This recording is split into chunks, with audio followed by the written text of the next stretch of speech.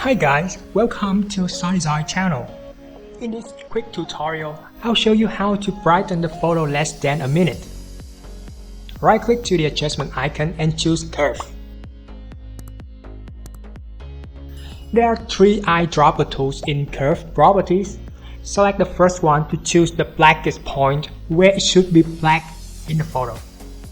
By contrast, the third eyedropper tool is for the white point. Boom!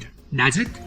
It will automatically balance the color for you when you are choosing the correct color of black and white area in the photo. If you like Photoshop and photograph just like SADESIGN, and you want to get more and more tips, techniques, experience from us, make sure to subscribe our channel by simply clicking the subscribe button.